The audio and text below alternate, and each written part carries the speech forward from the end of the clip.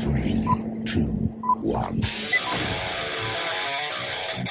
Now, back to the shelf with me through the cellar door. A storm is coming, Fred says. A portal to a more skeptical world. Cellar Door Skeptics begins right now. Prepare for the revolution with your hosts, Christopher Tanner and Chris Hanna. Welcome back from this amazing holiday break to Cellar Door Skeptics for episode 106. We're back tonight with a new episode for you to talk about old topics in different ways. Exciting. Taxes always gets my blood pumping. It does. You love taxes. You would tax everybody all the time if you could. I like numbers. Well, tonight's episode is going to be very numbers focused for you, Hanna. So yes, it is. So we're gonna start the show off. We're gonna be talking about grad students and could the new financial, in air quotes, tax plan that the GOP seems to think is going to be the best thing in the whole wide world. The bee's knees. Yeah, and how that will actually affect grad students, because it's kind of interesting what they've come up with to try and say, hey, this is going to be better. We're going to cut taxes, but in reality, they're going to be screwing at least this specific set of people over. We also are going to have Hanna's conclusion finally, after a month of talking about it, to his CRISPR.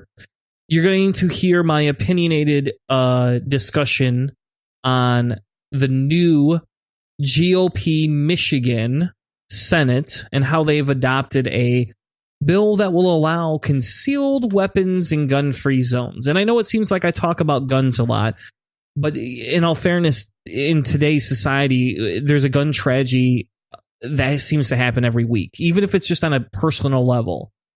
And I can't help but going back to saying, why are we going to continue to talk about this? Why are we not acting on it? And so my discussion that I've kind of put together is going through what the bill is going to allow and not allow, what it's going to talk about.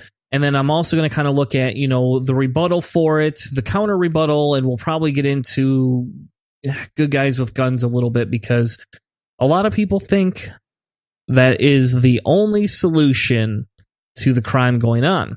And then we're going to end the show by talking some healthcare statistics, because a lot of people, again, are saying, hey, how are we going to figure out this tax budget? And, oh, by the way, Obamacare is what's actually increased what I spend in healthcare. And it's kind of funny because, I won't name him specifically, but I have a friend, from high school, and we kind of keep up with each other a little bit on Facebook. And the big thing is I posted something about open enrollment for Obamacare. And I don't remember, I think it was like a month ago is when I posted this.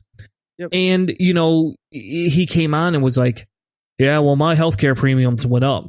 And I said, okay, well, why? Why don't I just make it stating a fact? Okay, well, did anybody look into that? I mean, yeah, so what if your healthcare premiums went up? Before Obamacare, would they go up? Oh, by the way, I'm sorry, my friend, you didn't own your own business before Obamacare was around. You worked for a large corporation that subsidized quite a bit of the healthcare costs, A, and B, had high-level negotiating power. And I don't think people are looking at the statistical side of things and analyzing whether it's true or not true that Obamacare has actually caused your healthcare to go up. Or is it because you're just worried that they're forcing you now to have to pay a premium for it, where you never had to pay before? You could just have chosen what you wanted. The big thing is just whether or not it's the primary cause. That's the thing that we hear a lot from the other side, is that the Affordable Care Act is the primary cause for the increase. And a lot of people on our side would say that there's a lot of different things as far as deregulation and allowing monopolistic tendencies in pharmaceuticals and the healthcare industry and insurance companies. So we're going to kind of talk about a lot of those different types of things as to what are the driving forces and factors, and if they're causal versus correlating links between all these types of things. And there's a lot of math in this. It's some good information. We're gonna have some good links. So if you want to dive in deeper and see if you can really find out where it's at, we'll give you the links for that too. Yeah, and the reason I wanted to go through this again was to give an honest open look, because what we didn't tell you is that there was an actual scientific study done on this, on the rising costs of healthcare in the United States. So this isn't just like us going, hey, let's pick even an Atlantic article and rant about it. We actually went and found a scientific study that was released, and we went through this study. And outside of the math, I didn't do a lot of the math. I let the article do the math for me, but the formulations are there if you want to double check their math. But the nice thing about it was it's a scientific study that kind of goes into depth about where the healthcare costs are. And not only are they going to tell you, hey, it's not as simple as people saying it's Obama's fault, you're going to also actually get to see where in some of the few conditions or factors that are creating the increase. And hopefully, instead of just cutting healthcare costs for people, the GOP would be smart and analyze that and figure out how they can decrease those costs. Because again, if we go back to a business model, in my world, in manufacturing world, right? What's the 80-20 rule? You get that and you analyze that and you go after that to try and figure out how can you deconstruct that instead of just saying it's somebody else's fault and we're going to cut all these things. You actually relook at it, and I just don't think that politicians on both sides of the coin here are actually looking at the data that they need to look at to make the decisions. Well, you need to use the data that doesn't support your conclusion just as much as you need the data that does. So, I mean, you need, as someone who wants to try to find the truth, you need to actually search out and find the people who are telling you are wrong, and then figure out whether or not that's good information or not. Not so much ignore what you think is wrong and what doesn't agree with your premise, and just go with the things that support you. So I think both sides of the aisle on this one like to just cherry pick the data. So they'll take a study like this and they'll pick what they like and they'll just ignore the rest. But we would like to try to hold everything to the fire, so to speak. Exactly. And that's what we do. So we want to, again, give a quick shout out to all of our patrons. If you're not a patron of the show, you can head over to patreon.com. You can support us for as little as $1 an episode. And again, all our money typically goes back into different charities. Microphones and charities. Yeah, last year it was microphones. Hopefully this year we won't have to buy any microphones, but we'll see. You never know. So, again, we'll give a quick shout out. Thank you, Cowbell, Denny, Dr. Gleb, A Dude in a Brit Show, and Alan for your support and continued support of Cellar Door Skeptics. But without further ado, let's actually get into the first topic, grad students, and could the new system harm grad students more than it could harm others? So NPR actually you have 2 links from NPR in here. So there's a couple of different links. So there's a lot of reading this time around. But they talk about, could grad students be hit with the massive tax hike under the new GOP plan? And I think that's kind of interesting because I'll be honest, I didn't pay attention to this. It wasn't something that came up in my feed. It only actually came up through you, Hannah, when you were like, hey, I want to do this topic on the show. We really need to actually talk about this. This is a pretty big thing. That's going to happen. And if we think about the impact of this, right, as you were saying in our pre-show, the impact to grad students and to the people that are the future leaders of a lot of our country, or who we want to be future leaders, are going to be significantly impacted compared to, let's say, big businesses. Kind of ironic, right? But, I don't know. It's a liberal show, so whatever. Yeah, the biggest thing here is that they're going with pretty much the specifics. So the way the current system is set up when you're getting a graduate degree is that you go to your whatever school you go to, and typically there's a deal, there's a plan, or there's some kind of setup so that you will get a stipend. And it's as far as I remember, when Abby was on the show with us, Abby Smith, she was talking about doing her graduate work and her postdoctoral work. She basically said that you get a stipend, you get an amount that you get to live on, and you teach for the university that you've chosen to do your studies at. and they basically write off your tuition costs, and they give you a little bit of money to live on as long as you continue to do the research and teach their students. And so, there's kind of a symbiotic situation here. So that's the teacher, the grad student who is now the teacher, gets to kind of refine their abilities, and they also get to do research and finish up their program. And then the university benefits because these people are researchers, and they're on the cutting edge, they're new, and hopefully they're discovering new things. And any discovery obviously would be in their papers that they publish at that university, bringing prestige and all those kinds of things. So it's a nice symbiotic relationship, and it seems to be in most cases that stipend is roughly about $30,000. It seems like that's a consistent number that I found multiple places throughout researching for this.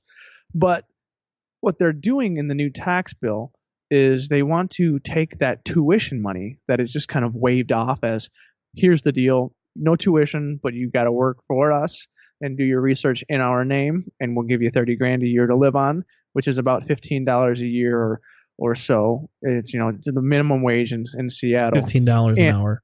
Yeah, and so you basically have that set up, and they waive that tuition. Well, the new GOP plan and that was passed in the House essentially says that 50, 60, 70, however much that tuition is, that is now part of your income. You have to report that. And so instead of reporting $30,000 a year, you now have to report $80, $90, $100,000 a year. Yeah, which is okay. So I understand why. I do kind of get what they're trying to mirror that after. I'm not saying I agree with this in any way, shape, or form. I want to make that known. But I do see why they say that, because it's kind of like, if you think about it, if your parents were to pay for your college tuition, right, you wouldn't have to pay taxes on it. You wouldn't get to take it as an income. But your parents get to take that as kind of like a write-off deduction. They don't have to pay as much taxes. They can use that in different formats. So the question is why now do they want to go after students to say, hey, now you got to pay more for something like this? Because we're more worried about what they're getting gifted because they don't have to pay it. But do you pay taxes on student loans anyway? You pay interest on them, but I don't know if I pay taxes on my student loans. You basically get to write off your student loan interest. So the interest that you pay on your student loans, you can write off, and therefore you get a small deduction. Depending on how big your student loan is, it may actually be a big deduction. Yeah. But you get to write off that deduction. But think about it this way: if you took out $50,000 a year in student loans, I don't have to pay the government taxes on that. No. And are they just saying because the loan companies aren't able to get that $50,000 a year from me that they would normally pay taxes on, we're not going to penalize a student instead of going after, let's say, the university of all things? Well, the university isn't going to be there's no interest that's going to be charged on that money the university gives. And so basically what they're trying to do is this. I don't know if the university really reaps any benefits from this, because this is just kind of like phantom money moving around. So it's kind of like me saying, you owe me $50, but you say, well, I'm going to do this for you, and you mow my lawn or something. And I'm like, okay, that's cool. Here's $10, and you can skip that $40. Well, you would only list that $10 in your taxable income, and that $40 that I just said, yeah, no big deal. That's kind of a wave off, but that money has to move around somewhere. That money's owed. It's so that the idea of digital money is, I think what the government is trying to do is just catch some more cash. And for some reason they think that in all of the corporate tax benefits that they've been giving in all of these GOP plans, that a good place to go to get some of that money back to help balance the budget, because everything that they've put forth apparently is going to raise the national debt by approximately $1.5 trillion. So they need to make money somewhere. They cut all these taxes for the corporations and for, they say, the middle class, but it's mostly the upper class. They need to make that money back somewhere. And for some reason, they're going after the students. You would think they're not in the upper class yet. Even if you considered, most of these people never will be. Yeah, well, maybe. I don't know. It depends. Anyway, but if you look at it and say, well, somebody that makes 80 to 100 grand a year is upper class. And I think GOP people like to think that, they say they don't, but I really do think that they don't understand what a middle class is. But either which way, if you look at it, what they're doing is saying, hey, our future, we're going to tax it now versus waiting and getting them later. Because if you graduate with an MIT type, doctorate, and you have this huge PhD, you can make quite a bit of money. I mean, the college professors that have PhDs, they don't make a small pittance for some of the stuff they do. So when they graduate, they're going to be doing that. And the problem is the government, in my opinion, the government doesn't know where to get its extra money from, and they just feel they're being cheated. But they don't actually look at what it's going to do to that person. Now, again, if you make $30,000 a year and have to pay taxes on it, you're probably going to get most of your taxes back, especially like in the first article where the dude's married, his wife works part-time, they don't make that much money right now. In fairness, just as that family, they're going to get cost credits and all these different things that'll come back to them anyway to give them the majority of the taxes. But now that they're going to tax them at an $80,000, it moves that tax bracket around. Therefore, they're going to get less back. For example, that tax child credit that I don't know if you got it last year or not. I didn't qualify for it because if you make over like 42 or 43 or something like that, you just stop qualifying for some of these things. And so that would essentially disqualify them from that child tax credit instantaneously just by the tax bracket they're putting them in. Yeah, and it changes everything. But also, you've got to remember that they're not making any more money. They're still only making that $30,000. And the second article that we had from NPR here, it says that this one person who the university pays this one woman about $30,000 a year in exchange for her work, which is that minimum wage I talked about, the $15 an hour. So she said that she paid income taxes on her teaching stipend, and she ended up owing the government $2,334. That was her tax payment that she was out of that $30,000 she owed $2,300. If the bill passes, which it did in the House, but it still has to go through the Senate and everything, which will be some modification and stuff. But if the bill passed in its current form, as per this article, the grant that covered the tuition would be viewed as additional income, which would take her income. So it stays at $30,000 a year, but instead of paying the $2,334, it's now $7,488. That's just insane to me. Yeah, that is 3 times the total income and taxes. So again, not a penny more to your pocket for the year. Exactly. So now they're just going to take more money out of your pocket. And who are they taking? Again, who are they taking it out of? They're taking it out of the $15 an hour employee. We're not taking it out of these larger corporations. We're not going after the CEOs who can afford the $7,000 extra a year. I'm sorry, just go by the percentages. Imagine if we did 3 times as much as we charged Mitt Romney. You know what I mean? Like however many millions of dollars he has to pay when he was running. Imagine if we just said, you know what, you owe us 3 times that now. You know how much money that would be? It'd be insane. If they could ever see how much that would change the total thing and give the people at the bottom that same kind of benefit of the doubt, it would change quickly. But I don't know, man. I just don't think they understand. When you only make $30,000 a year and a $5,000 bill comes your way, you don't eat for a month. That's why they eat. And that kind of goes into our healthcare issues too. Think about it. What are they going to cut? That couple was talking about how they cut their dental insurance because they couldn't afford it. Think about that.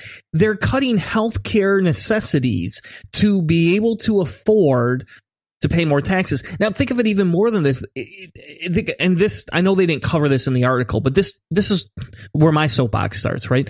That couple probably is able to, if you think about it, they're probably able to qualify for some form of Medicaid if their state passed, the enhanced Medicaid, right? They probably qualify for that, making only $30,000 a year, in all fairness. And if you think about it, what are you going to do? You're now going to move them out of that bracket, which will probably force them to take some sort of insurance and pay for that insurance, which is now going to cost them more money. Way more.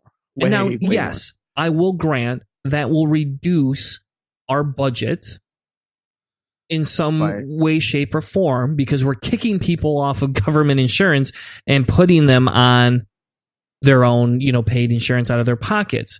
But what does that do? That forces them to be less healthy. That forces them to make less scrupulous decisions because they have to be able to eat. I mean, especially when you have an infant. Are you going to feed the infant or are you going to feed yourself? You got to make that decision. Are you going to eat the McDonald's burger or are you going to eat the ramen noodles every single day of the week because you can eat ramen noodles for $10 a week a person? It's not healthy, I'm sorry, to eat ramen noodles 3 times a day every day. That's not healthy. Once in a while I'm sure it's okay, but that's not what we should be feeding our college students. And then on top of that, they're taking the people that could be leading this country in scientific advancements, and they're saying, hey, you're the ones that we want to do this. Now, I know I'm leading the witness here in some way, shape, or form, because I'm walking down the path that says, hey, if we turn around and take that student and we say, hey, well, what if he didn't make as many advancements? What if we drove it down? It almost feels to me we're dumbing down society, because, yeah, PhD people are probably a little smarter than you and I are. In fairness, they've had a lot more schooling. But why do we want to get rid of that? Why do we want to get rid of our experts? I mean, we're going to have more fake news. That's what it feels like to me, where people will be accepting of it. I understand I'm leading the witness down the trail here a little bit, but, I mean, for Christ's sake. Well, making these changes, basically making everything this much more expensive. What they say at the end of the second MP article is this makes graduate school unattainable for anybody not already quite well off or very well off. It also creates diversity problem, which graduate STEM programs already have. So the science, technology, engineering, math, and some places have STEAM, so they have an A in there for art.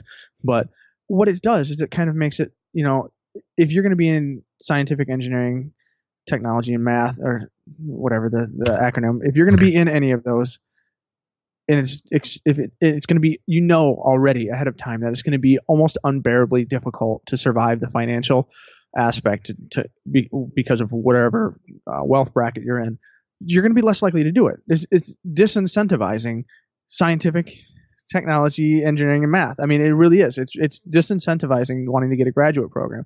And so what does that do in the long run?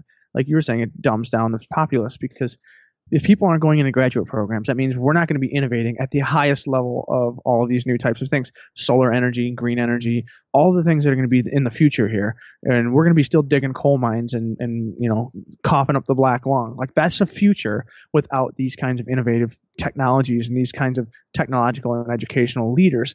And so what they do is, I one of the other things I've looked into is how important are graduate students in our economy. And it says in here that graduate students are a hidden part of the workforce and that drive some of the most important scientific and sociological advancements in the country.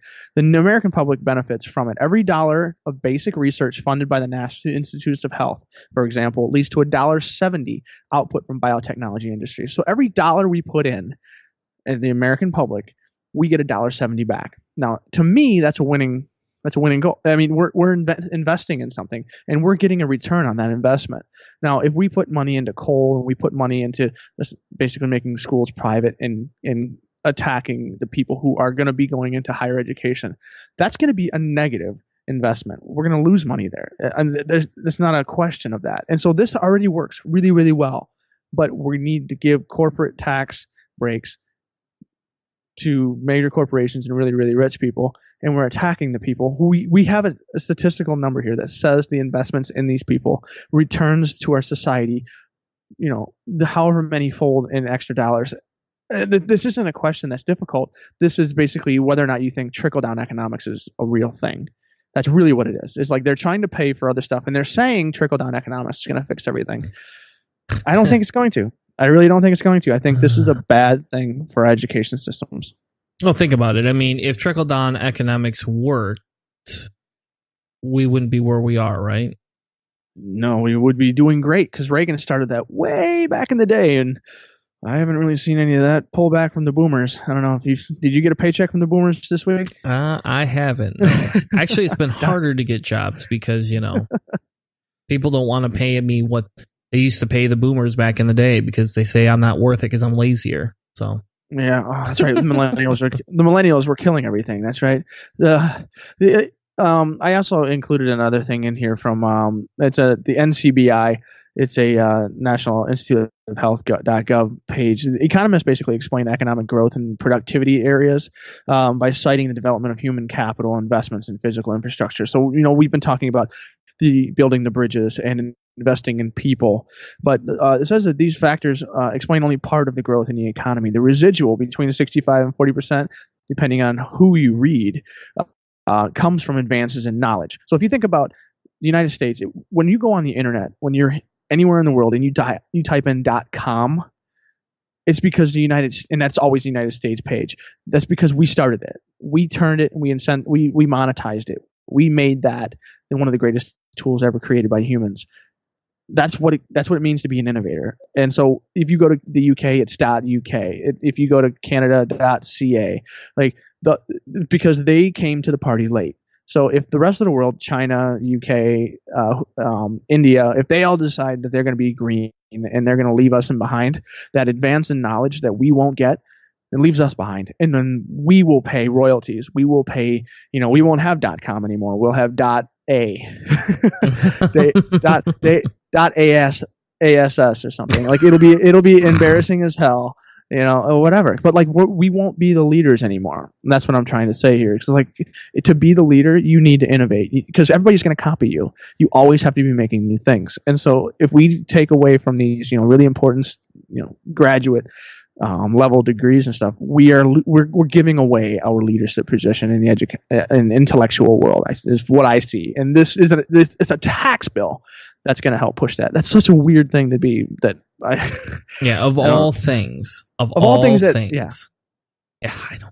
don't know. It just makes you wonder, Hannah, what goes through people's minds sometimes. It just does. Again, it kind of goes back to how do we remove these people? How can we become more involved in our local, legislation? Because to me, the only way to do it is to get rid of these. And again, I'm not even saying it's all Republicans. This time it happens to be, but I'm not saying that it's not all the time. To me, it almost just feels like, how can we go about making this change? Because it looks like students are going to get screwed, and that kind of screws me over, because not that I was going to get a grant or anything, because I'm not that smart, but going back to school, what does that mean for me to go take more classes? I don't know. It's hard to overcome the apathy. I mean, it really is. It's like we're getting bludgeoned over and over. It brings back a lot of the memories and feelings during the Bush administration, when it's just like, really, that's what we're doing, really. Mm-hmm. So I know the best thing I can do is that anybody, seriously, it's the same thing with net neutrality or any of that kind of stuff. Like, contact your congressman, talk to people, learn about this stuff, read about it, spread it. Because it's really going to be a grassroots thing to start to change these kinds of policies. This is dangerous stuff. This is something that could really hurt a lot of people in our future. And I mean, not specifically physically, but if the United States loses its status as, an intellectual leader, it's going to change what life is like and quality of life in this country. Exactly. And I don't know what else to do other than let's change the world. Let's start a revolution. Maybe a little bit of anarchy. Maybe that's what we need here. Are you ready for some anarchy? I kind of feel like I am. Anyway, we're going to take a quick break, and when we come back, we're going to have Hannah's article, we're going to have Hannah's conclusion to his scientific discovery of CRISPR. We'll be right back with more Cellar Door Skeptics. Hey, this is Keith. And this is Jen. We're from Not Another Atheist Podcast. You're listening to Cellar Door Skeptics. Join the revolution. If you'd like to join the ranks of Patreons and sponsor the show, head over to patreon.com/Cellar Door Skeptics. For less than a 20-ounce soda or an energy drink each week, you can help sponsor us, the hosts, and our charity of choice. Patreon helps Cellar Door Skeptics create better content, become better activists, and it's going to help you stay healthier by drinking one less soda or one less energy drink each week. Click the link in the notes of the show to sponsor us today, because we bring the discussion with the sources.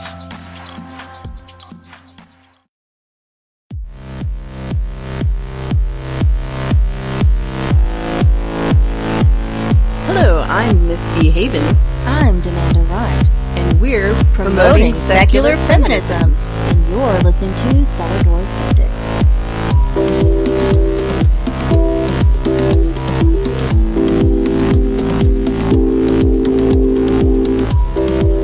Now, back to the show.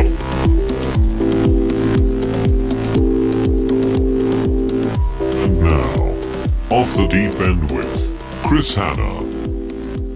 This is the final installment of the CRISPR series and the conclusion of the first off the deep end science cycle. I would love to hear what you think of the segment so far, and all three will be available together in a blog post at cellardoorskeptics.com. Of course the controversy lies in a duality, because why should anything worth doing be easy? I have taken 3 interviews from leading thinkers in science, ethics, and molecular biology. The links to the respective interviews can be found in the description below. These scientists, who I thought have respectable yet insightful things to say about the controversial philosophy and potential directions of this figurative Pandora's box, may open. One thing we don't hear about often enough is that when all the evils flew free of the box, the only thing left was hope. Maybe deep inside this technology, buried in the potential of all disaster and ruin, lies hope that this tool will be the one that increases the quality of life for all humans, plants, animals, and the planet. To begin, we talk philosophy with theoretical physicist Lawrence Krauss and excerpts from his interview with Joe Rogan. To begin, we talk philosophy with theoretical physicist Lawrence Krauss, with excerpts from his interview with Joe Rogan.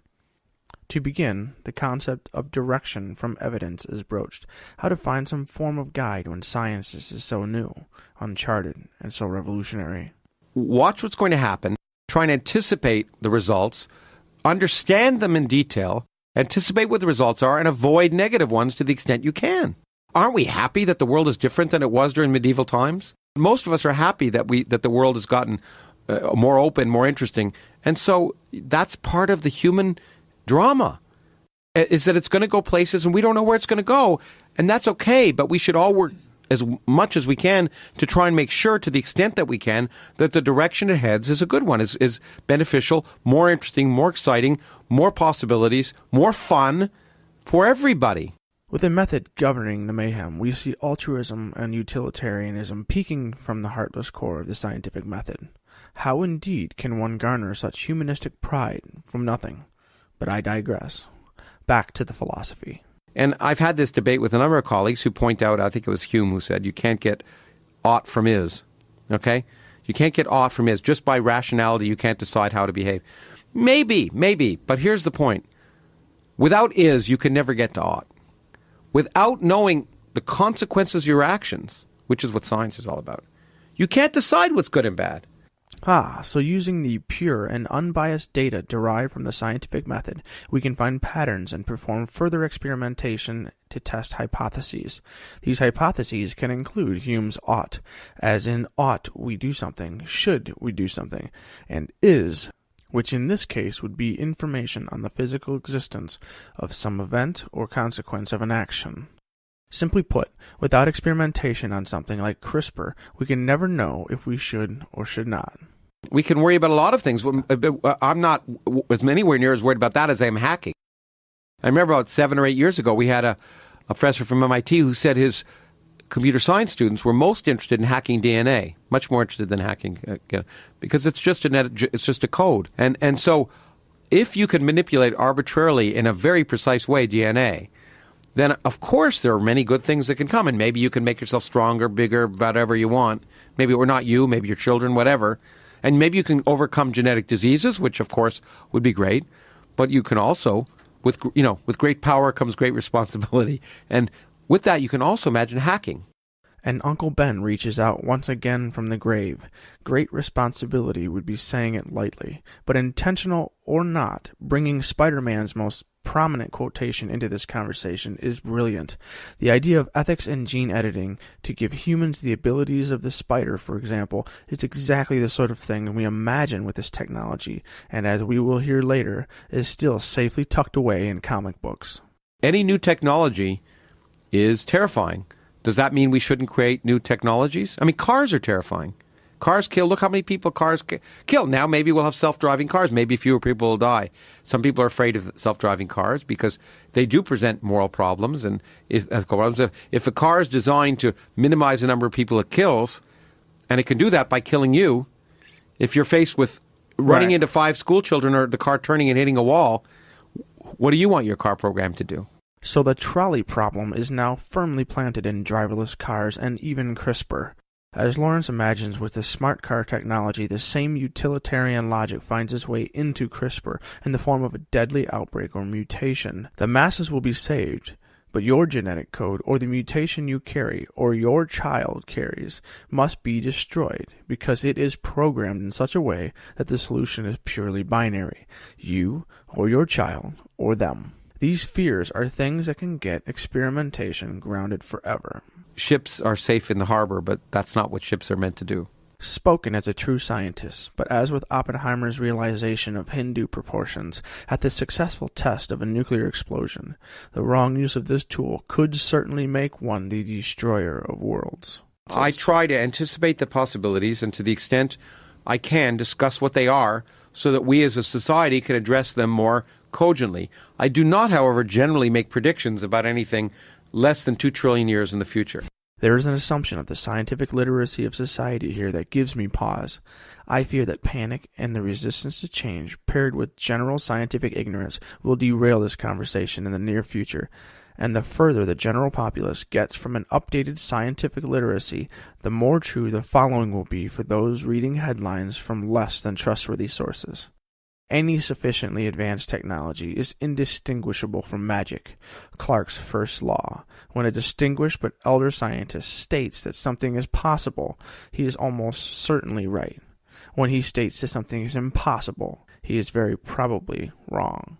Next, we examine CRISPR through the mind of an ethics specialist, Arthur L. Kaplan, Ph.D., head of the Division of Medical Ethics, New York University, Langone Medical Center. I think the biggest ethical concern of all is that we're going to try it before we understand it, thereby harming people. So I think where we'll start is genetic editing on animals, because that's how you set up your understanding of what the side effects are if you try to change a gene and it's not the one you meant and something goes wrong. This is the evidentiary process, one that many people have a problem with, I will concede, that is currently used today for every other biological process, including the slower gene editing tools that we already have. Yes, scientists have been doing genetic modification research for years, but with the CRISPR Cas9 delivery method, it has just increased the speed and proliferation of the tools, and with it, the concerns of those hostile to sudden change. Even though there's tons of enthusiasm about this is coming to humans, on the other hand, the risk there, if you create a child with a birth defect or that dies prematurely, is enormous. It will take no more than one death to bring the whole area of human genetic engineering to a screeching halt. And this is the reason ethics and regulations need to move as quickly as the technology. In countries that are rapidly bypassing the Industrial Revolution and moving directly into the modern age, there are issues with the lack of proper regulatory apparatus in place because they never had to stop and solve slower human rights and environmental problems. This could be a case of one kid ruining everything for everyone else.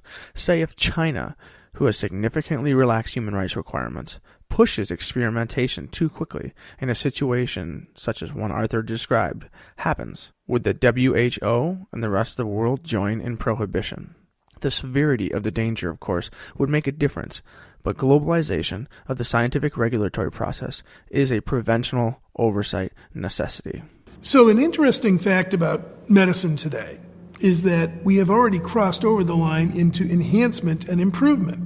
So if someone says to me, well, why, are we going to cross the line into designing our kids? I'm going to say absolutely. Once again, spidey senses are tingling. In the very next interview, we will dive into the time scale of such cosmetic uses of powerful tools like CRISPR. But here is a quick spoiler. We are a very long way from picking your child from an IKEA catalog. This is starting to feel like the general artificial intelligence paranoia. Sure, the potentialities are there, but much like we will all hear in a second, the things we learn from such developments come to fruition, we will certainly be more enlightened and able to deal with the consequences. I hope. It's not a question of whether we're going to see people try to design their children. It's only a when and then a how far. Once you move past obvious diseases into more arguably preferences about traits, I suspect the biggest ethical issue will be, is there anything that if you had the money or the will that medicine's going to say no to? Finally, we come to Ellen Jorgensen, microbiologist and TED Talk fellow. The following portions of Ellen's TED Talk are startling snap back into reality on what is really happening with the CRISPR-Cas9 technology in the real world, a world still far from the sterile research labs. Should we bring back the woolly mammoth? Should we edit a human embryo? And my personal favorite, how can we justify wiping out an entire species that we consider harmful to humans off the face of the earth using this technology? The power of a god, one might say, deciding to give or take life, to levy extinction or bring into the future long-sleeping species. With the gene drive mentioned in the second CRISPR segment, humans already have the technology to mount a solid attempt at certain obnoxious or dangerous insect species, but at what cost to the balance of the global ecosystem? This type of science is moving much faster than the regulatory mechanisms that govern it. And so for the past 6 years, I've made it my personal mission to make sure that as many people as possible understand these types of technologies and their implications. Once again, I cannot state the importance of scientific literacy enough. What she and others are doing to educate the people may be one of the most important intellectual duties of this generation. Now, CRISPR has been the subject of just a huge media hype, and the words that are used most often are easy and cheap. So what I want to do is drill down a little bit deeper and look into some of the myths and the realities around CRISPR. Step 1. Place face in an open and clear space. Step 2. Prepare for slap in 3, 2, 1. CRISPR is going to be amazing in terms of the number of different scientific advances that it's going to catalyze. The thing that's special about it is this modular targeting system. I mean, we've been shoving DNA into organisms for years, right? But because of the modular targeting system, we can actually put it exactly where we want it. The thing is that there's a lot of talk about it being cheap and it being easy. And I run a community lab. I'm starting to get emails from people that say stuff like, hey, can I come to your open night and maybe use CRISPR and engineer my genome? The lofty aspirations of Spider-Man persist.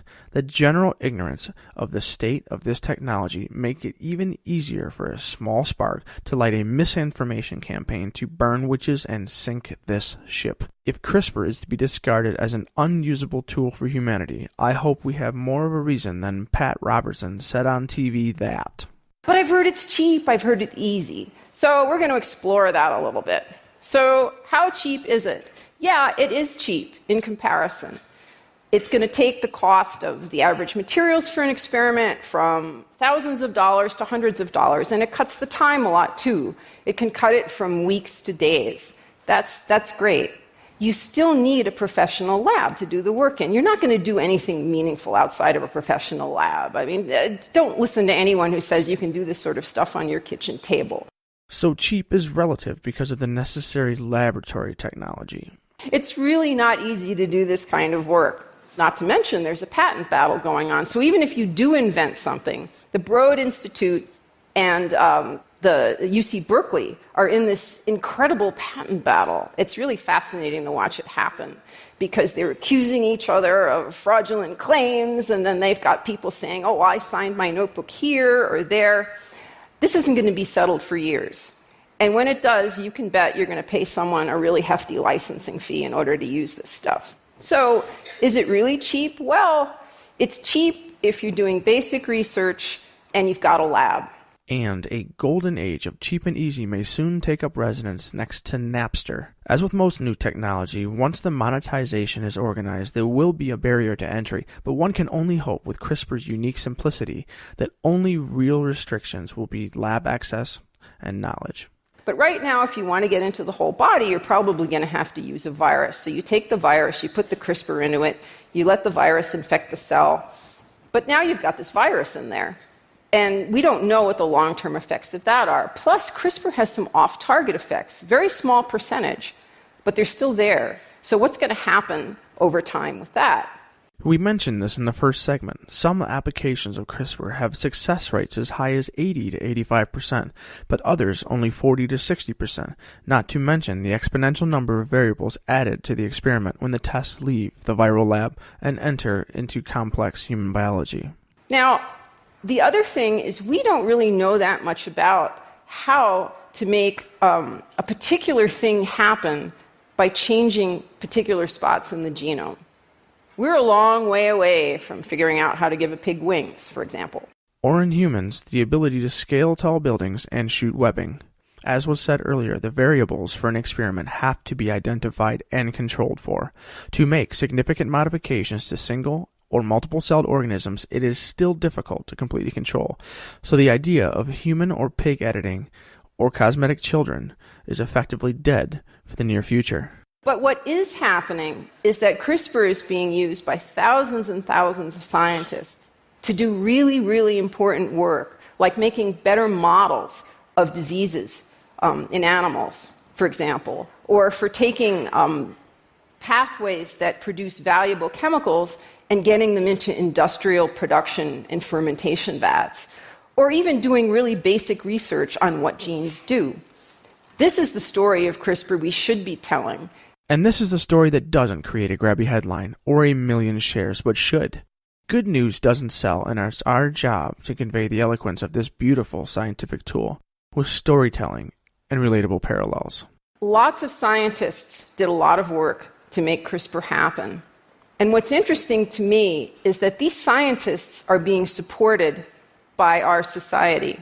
The importance of supporting the research community and graduate-level framework across this country does not need further elaboration. This is a wonderful example of an investment into our future and should be something we are willing to fight for, lest we be left behind the next evolution of scientific discoveries. We've got an infrastructure that allows a certain percentage of people to spend all their time doing research. That makes us all the inventors of CRISPR. And I would say that makes us all the shepherds of CRISPR. We all have a responsibility. So I would urge you to really learn about these types of technologies, because really only in that way are we going to be able to guide the development of these technologies, the use of these technologies, and make sure that in the end, it's a positive outcome for both the planet and for us. And with this, I conclude the CRISPR Cas9 Cellar Door Skeptics trilogy. Thank you from the commonplace, mostly empty atoms in my heart. And remember, if you ever find yourselves wading through the dark waters of the unknown, remember, we have a light here for you. This has been another Off the Deep End. Now back to Cellar Door Skeptics. This is Deborah McTaggart from Beyond the Trailer Park, and you're listening to Cellar Door Skeptics.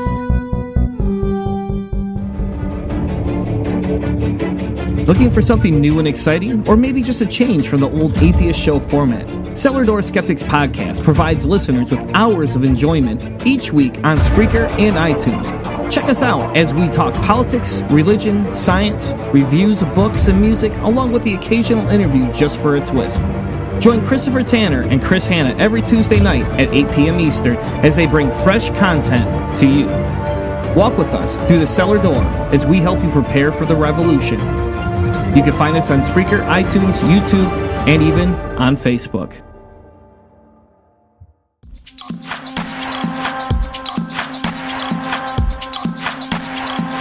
This is Ishmael Brown, the HNIC from the Angry Black Rant podcast, and you're listening to the Cellar Door Skeptics. Now, back to the show.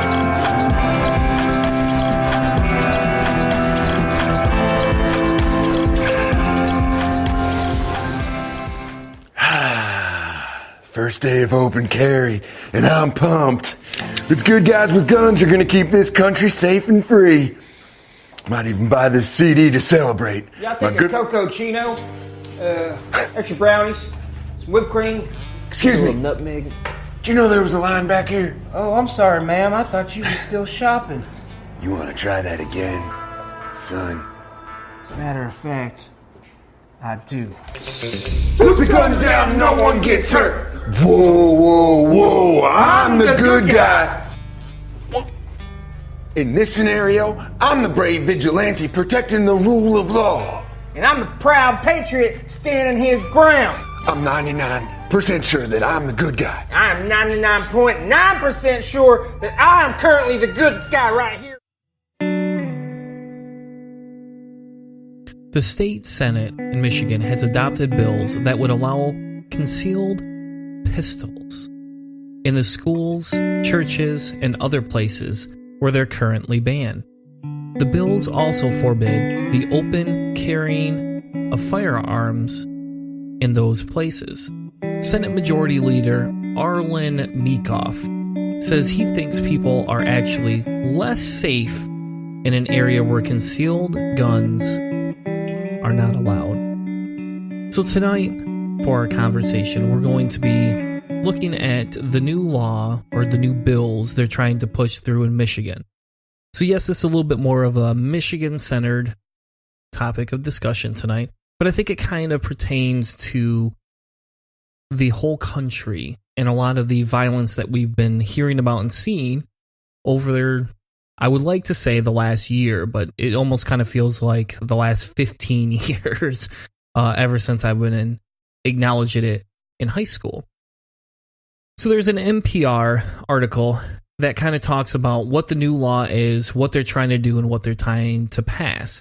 You know, at the beginning of the segment, we just heard, what about if everybody is a good guy with a gun? How do you know there's more than one? How do you analyze the situation?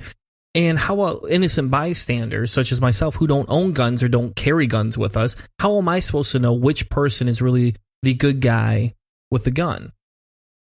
So what they're claiming, and this article came out at the beginning of November, and it's essentially was after the shooting in Texas at the church. They say it's a target-rich environment for people that don't abide by the law, so people should have the right to protect themselves no matter where they're at.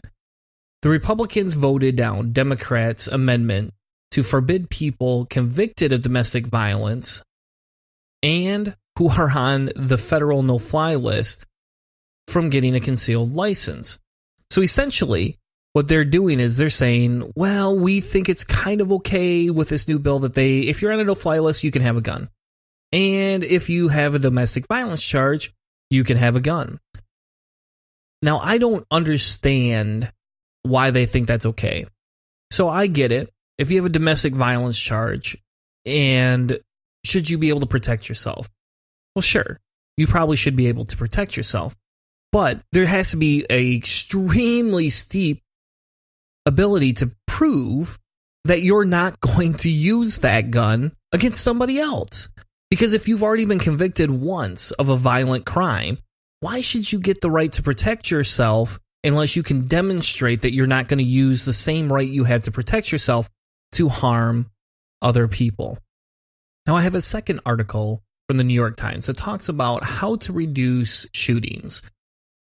And I don't take this as a light situation. A lot of times the arguments that you're hearing on one side is saying, hey, I have Second Amendment rights. On the other side of the aisle, you're saying, hey, people are being killed. We need to stop this now.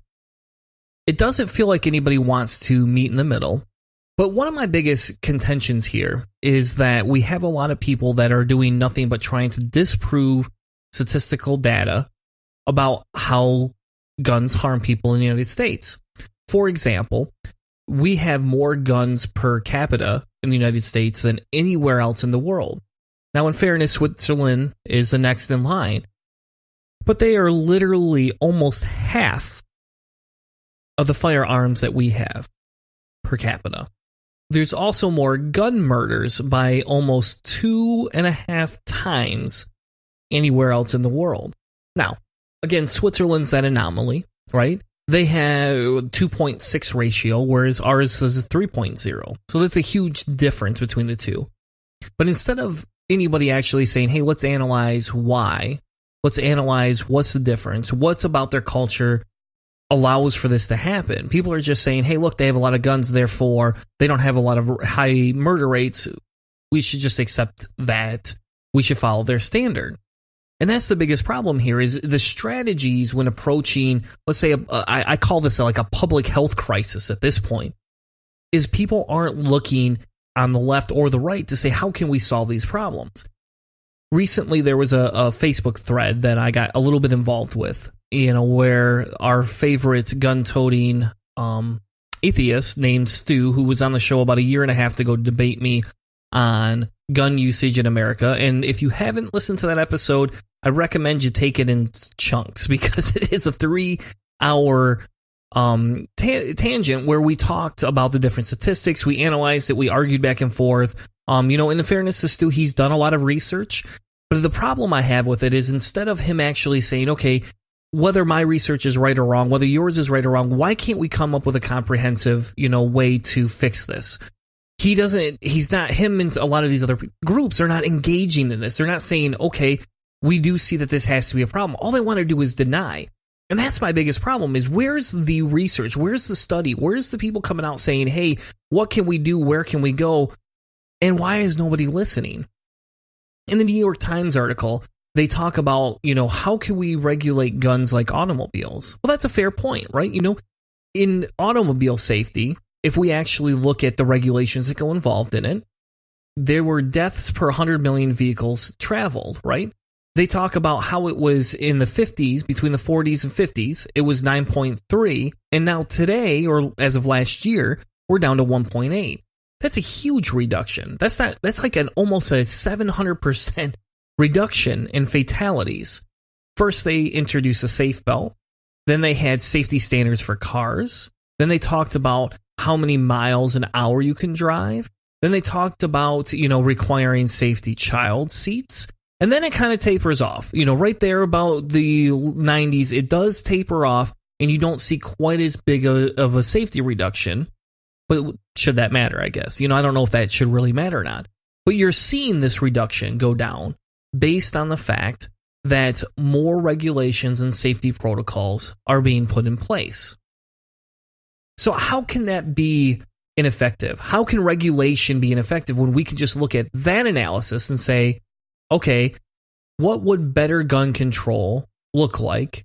What could it do to actually correct some of the situations? And what can you do, to help change society? They use another example in, I'll be told, I'm sure that this is a crap example, but they use another example where they talk about if you have your iPhone stolen, right? It's useless. That iPhone does not work for somebody else unless you don't put your protection on it.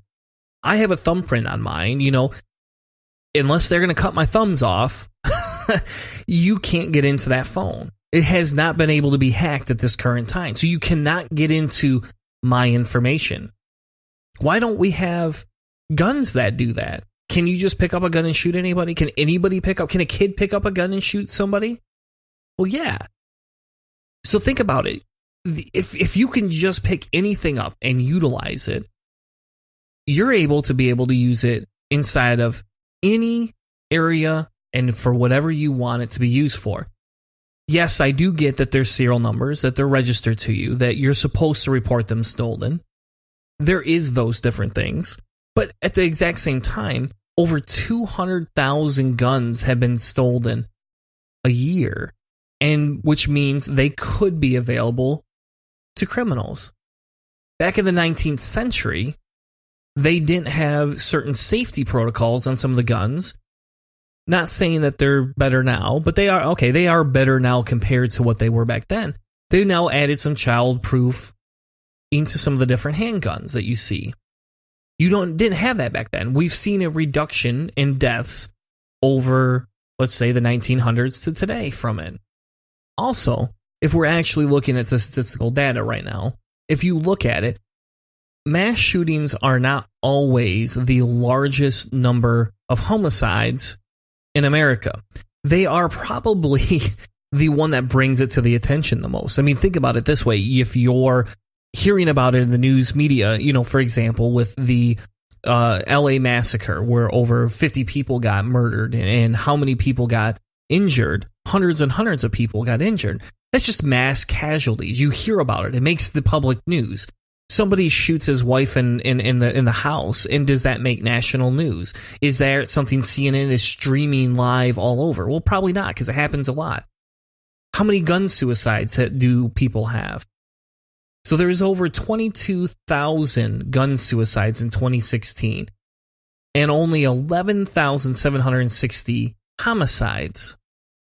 So if we actually look at that, and we look at the statistical data for that, we can see that those two actually make up more than the 456 deaths from mass shootings, or the 589 deaths for self-defense. So we're talking about a completely different arena here. Yes, it's kind of shameful that we only bring up gun control during mass shootings. We should be bringing that up every month. We should be talking about this, saying, hey, how do we stop gun suicides? How do we stop all these homicides? How do we stop the different deaths that are happening based on where we are and what we can see? Another fun fact, that they did tighten gun laws in the 90s. They saw a 40% reduction in homicide rates and a 15% reduction in suicide rates. So we did see a reduction, right? We did see a reduction. Now, okay, we haven't, in the next segment, you're going to get to hear us kind of talk and tear apart healthcare data where they took and analyzed it based on 5 different factors. The data I have here is not a 5 different factor data specifically that, they're going through. But they do have an irony that Missouri repealed some of the licensing requirements, and they had a 25% increase in homicides and a 16% increase in suicide rates in that state. Think about that. We put regulations in place, it reduces it. We repeal them and it increases it. Now, again, yeah, it's one state. So you cannot take that and apply that to the whole country. We don't have the data to show that it does, correlate throughout the whole country at this current time. But we do have some data, and we do have the ability to say, okay, if it happens here, could we test it in other places? Or should we say, hey, this is good enough data, let's not test this and say, hey, the regulations obviously worked. Why not move back towards bigger regulations? And it's not saying that the regulations haven't plateaued. Maybe the regulations have plateaued. My gut feeling would tell me that they haven't plateaued at this current time, because if you think about it, if they had plateaued, we would see a decrease in homicide rates and suicide rates and mass shootings. And that's exactly the opposite of what we're seeing throughout the country. So now if we go back to the whole point of me wanting to have this conversation was that CPL holders would be able to now carry inside of safe zones, we can kind of look at what is other people saying about this, right? What do other people talking about it, especially in Michigan? So again, we mentioned Stu earlier. His website that he writes for and supports rather heavily talks about, some of the key points to this bill. They're saying that people who would get the exemption. So essentially what it is it's not just going to let every single CPL holder be able to get it. What they're going to do is they're going to force people to get a special exemption on their CPL holding. Now, I'll be honest, I don't know exactly what that is. It doesn't go into exactly what that is on the website, but they talk about how you would have to have an exception. So here's what they're saying is if this exception happened and people were able to go get it, that 98% of the mass shootings occur in pistol-free zones because they are target-rich locations. Pistol-free zones don't prevent criminals from carrying guns. The numerous examples of situations where CPL holders have stopped shootings or prevented them happens far more than unchallenged situations. No Michigan CPL holder has ever mistakenly shot another Michigan CPL holder, and they would be even more safe because those that have the exception would be better trained. They also talk about how the legislation does not impact private property. So let's debunk, or I guess I don't want to say debunk, let's look at some of these different things. So if no CPL holders ever shot another CPL holder, that would be an advantage. We would be able to say, hey, okay, you would be able to take the bad guy down. But the other thing is instead of allowing these zones to let anybody be able to do that, why wouldn't we train the people inside of these zones to be the ones carrying? Think about it this way. How many times do you see armored cars get robbed? Well, what do armored cars do? Those police officers or privately held security are carrying weapons. They're armed.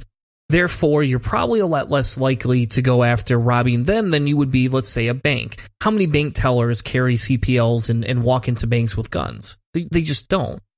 So if you were looking at it, and I'm just going to leave the church side out of it because I kind of don't know. I don't really have an opinion on whether people going to church should be able to conceal and carry or not. But let's just talk about the schools or government buildings for a second. If all of our government buildings had people behind the windows with guns, you're right, it would probably be easier for them to stop them. Why not train them? Now, why not give them the ability versus letting any Joe Schmo off the street be able to take care of it? When I walk into a school, I don't want to see Billy's dad shooting at the guy trying to break in and kill my kids. I'd rather see the principal. I'd rather see, the other lady behind the secretary actually doing that work. If I have to give ground and allow guns inside of a school, I don't want it just to be the average person, because I don't feel that the regulations for CPL classes are standardized. Because if we go back to a libertarian model and a capitalistic model, it allows for everybody to be able to go get their certifications. You have base levels, and then you can get training from there on out. And here's the big problem, folks. When you look at that and you look at and analyze the difference, if you were to standardize training and everything had to be this type of intensity level and everybody had to go back and get recertified and everybody had to go do all these things, then you could at least say there is consistency in training. But if you could start your own business and implement how you want to train people differently than others do, you're now allowing for too much of a variety to go in there in terms of how we train. When you go to take a driving test, it's standardized by the state. You don't get to walk in and all of a sudden say, hey, I'm going to take this person's driving test because it's a lot easier. Now, there is some variability in your instructor, but they have to hit these different points. How many people had to parallel park? Well, if your parents didn't take you out to parallel park for, how many times, you probably lost points on that. Parallel parking is definitely not the easiest thing to do. And your instructor has the ability to kind of grade you. But at the same time, they're going to say, hey, if it takes you 3 times to back in and out, that's X amount of points off your thing. If it's 6 times to back in and out, and you're still not parked straight, it's even more points. So there's a standardized grading scale that people are using. But I think what we'll do is we'll come back to that in a few minutes. So if you look at the article, again on AmmoLand that was written, that talks about all the different things that they feel are not something that we should be worried about. If we actually sat down and looked at an article that was written from Armed with Reason, that kind of talks about, gun lobby's favorite academic, Mr. Lott. He seems to be the name that pops up quite a bit when it talks about gun violence. He has worked with the lobbying arm of the NRA, so that, I can only give him so much credit, but in fairness, he has been somebody that a lot of people voice as a pro-gun community when they talk about, different data and statistics.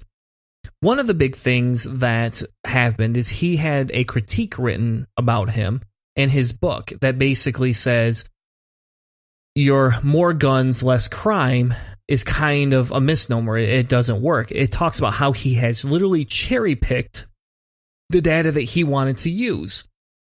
That there isn't that difference. They look at one of the studies and they actually analyzed the per capita and saw that the highest violent crime rate before Texas passed its concealed and carry law had the smallest number of new permits issued per capita. They also talked about, the defensive gun use permit and how it's essentially very rare. So a second ago, we kind of talked about, well, what happens, how many times is a good guy with a gun taking a bad guy with a gun down?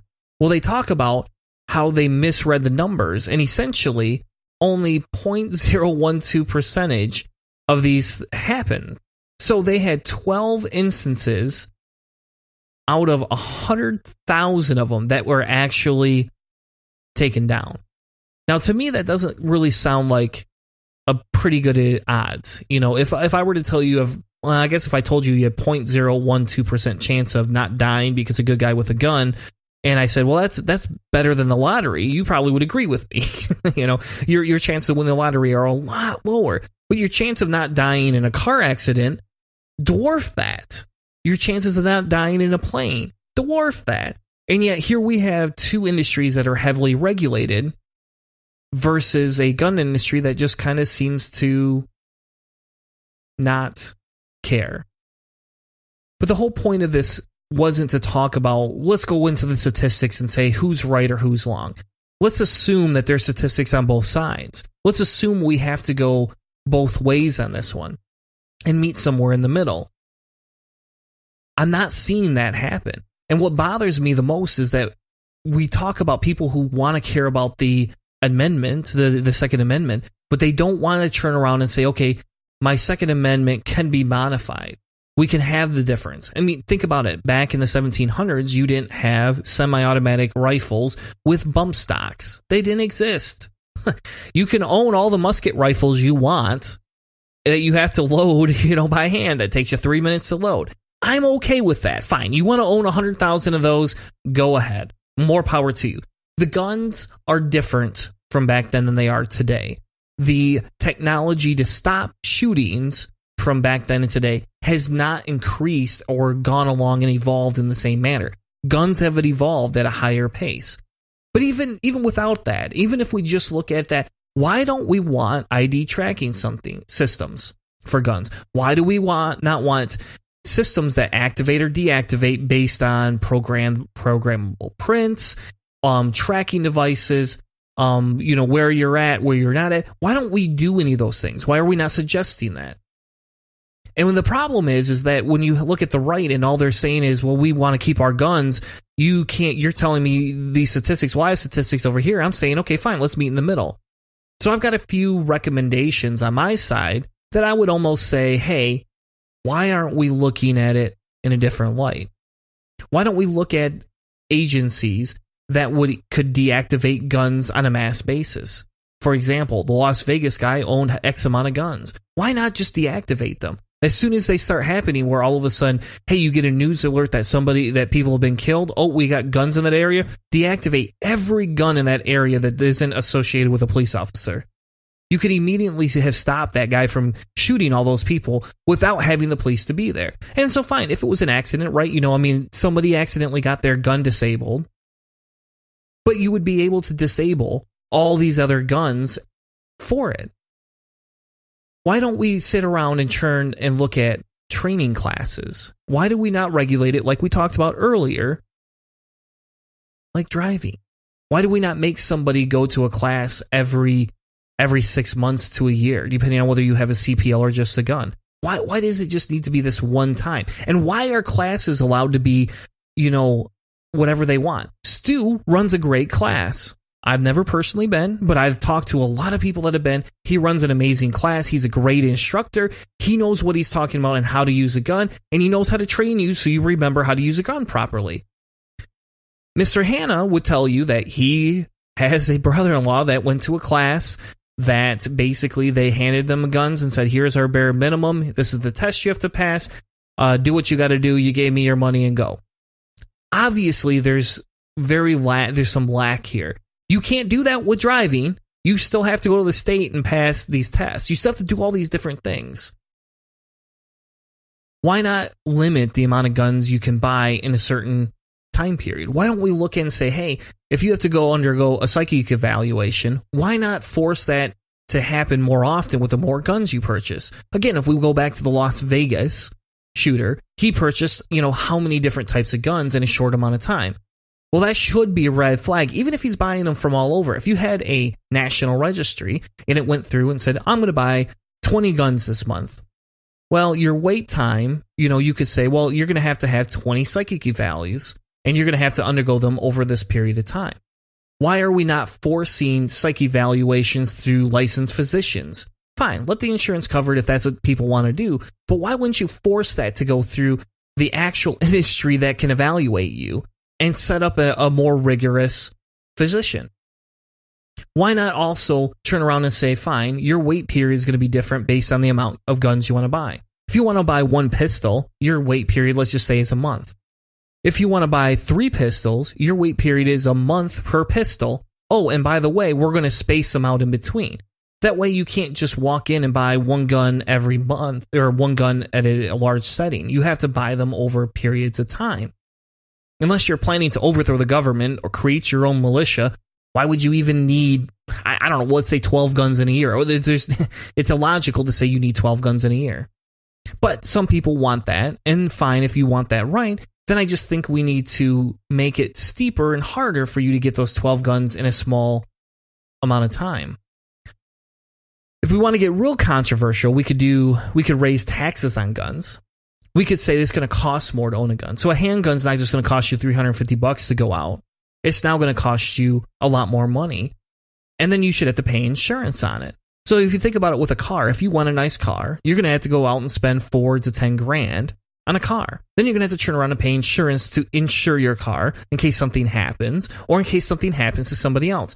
Do I like in Michigan that I have to pay insurance in case I hit and kill somebody and the insurance company has to pay it out? No, I don't like that. But it's a logical step, because why should if I'm taking the risk of driving every day, why should I not have to pay into a system that can help pay out for the grieving widow of whoever got hit and killed? Why not do the same thing with guns? You carry the insurance that it requires, especially if you take others' lives. You could also, again, like we talked about a few minutes ago, you could raise gun prices to create an economic burden for larger collections. You can do that. If you're collecting guns and you have the money to buy all the guns, maybe make it a little bit more money. And for those of you who say, well, how would you do that without allowing those gun manufacturers to make millions of dollars? Well, you could limit the amount of guns in the United States. You could say if there's, 300 million people in the United States, there'll be 300 million guns produced, and that's it. You could go to government manufacturing facilities. Now, I can hear the conspiracy theories already coming my way for that. And a lot of people are going to find that is a very hard thing to swallow. And I'm not advocating specifically we go to a government mandated facilities to make guns and bullets. What I'm saying is, here's some options. I'm coming to the table. I'm saying, hey, based on our statistics, we have a problem. Based on what we are looking at, there is a huge issue inside of America. And instead of me saying, well, I'm going to want to ban all guns, which I have said before, I'll compromise by talking through what we can do. But I can't just sit here and accept that you're going to allow for anybody to carry a CPL with a little extra badge inside of a school system where my kids are. I don't want that chance, even if it's 1 in a million, for my kid to be shot because you're trying to defend somebody else. There's too much human element in this. And unless we're going to ban all guns, which I'm not saying I'm not in favor of, unless you want liberals to go down that route, hey, maybe you need to come a little bit closer to the table and give a little bit more than just a rebuttal to the statistics that you see.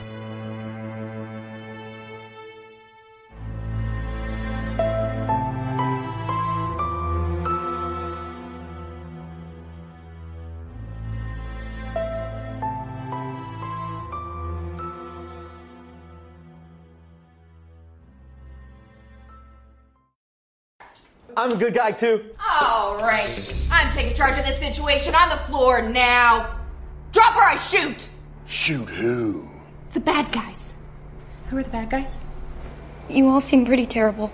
I am the Good Samaritan here to lend a helping hand. Freeze! Now I need to know which one of y'all are good guys. So good guys, raise your hand! Right. I see what's going on here. You come with me. I'm the only one that ain't got a gun. Are you resisting arrest? Y'all folks have a good day. Thank you, sir. Came out of nowhere. Didn't even see him over there. Whew. That about got real hairy. Closer than 2 cockroaches on a bacon bit.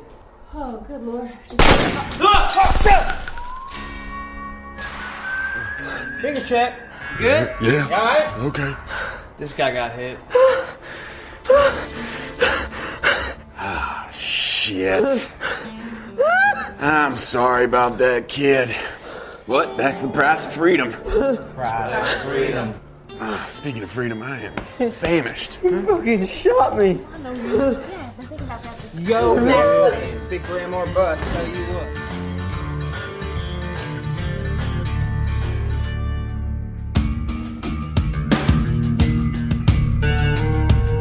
Hey, what's up? I'm Steve Hayes. And I'm Dave Curry. And we're from Prophetcast. And you're listening to Cellar Door Skeptics. On the Fox News Network. They're not affiliated with Fox. Everyone's a Fox affiliate.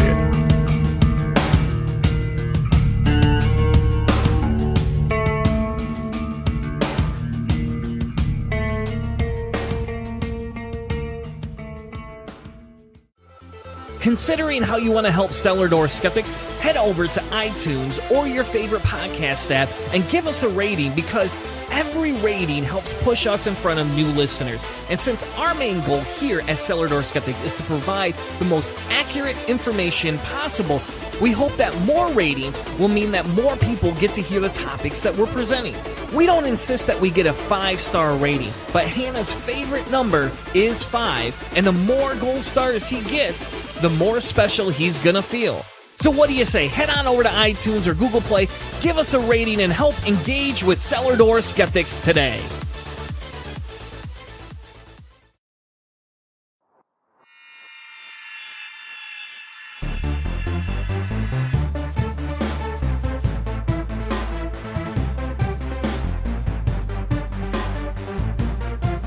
This is Deborah McTaggart, the voice of Beatrice Johnson from Atheist Apocalypse Podcast, and you are listening to Cellar Door Skeptics.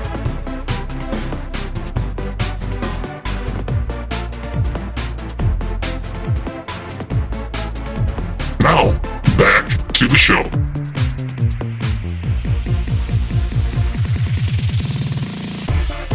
Welcome back to Cellar Door Skeptics. Thank you all for sticking around through that last segment. Little ranty, little tantastic.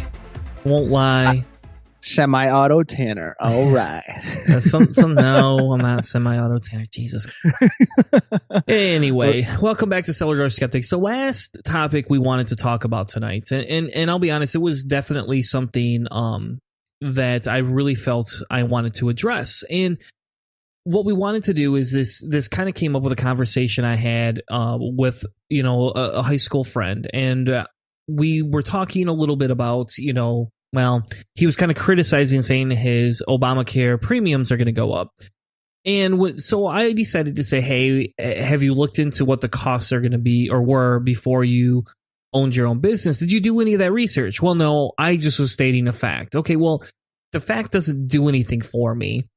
And it's disconnected and it's really inconsequential to my post. And it feels like you're passively just trying to degrade Obamacare when it has helped millions of people.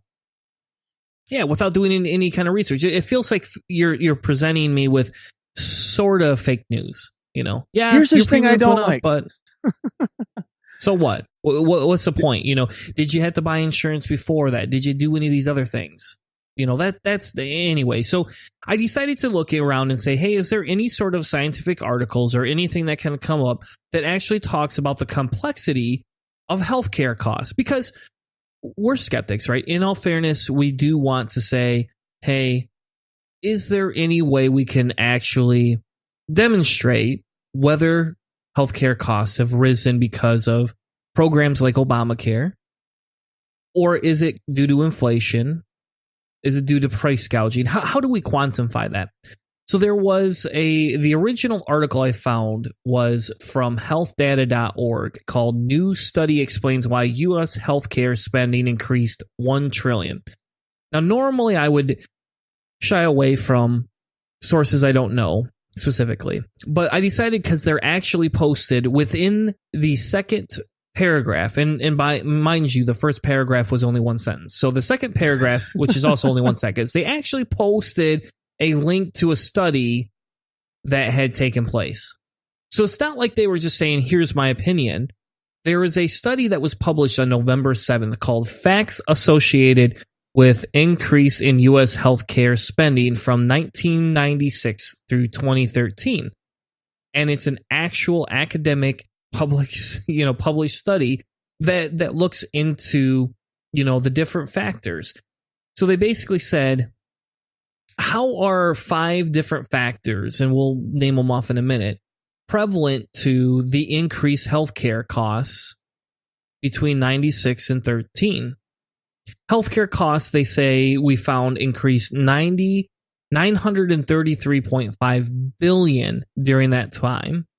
Service price and intensity alone accounted for more than 50% of the spending increase, although the association of the 5 factors with the spending varied by type of care and health condition.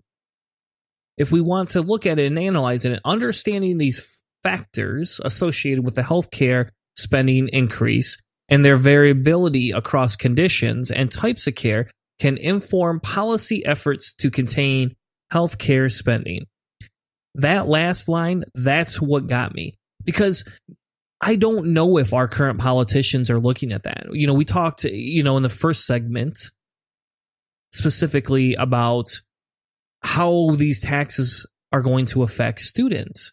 Did anybody do a statistical analysis to see how much worth and value grad students bring before they cut our budget, before they turned around and said, we're going to increase taxes on students? Did anybody statistically analyze that?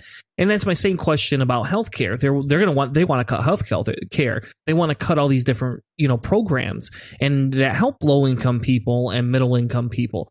But did they actually look at the statistics to help make an informed decision or not?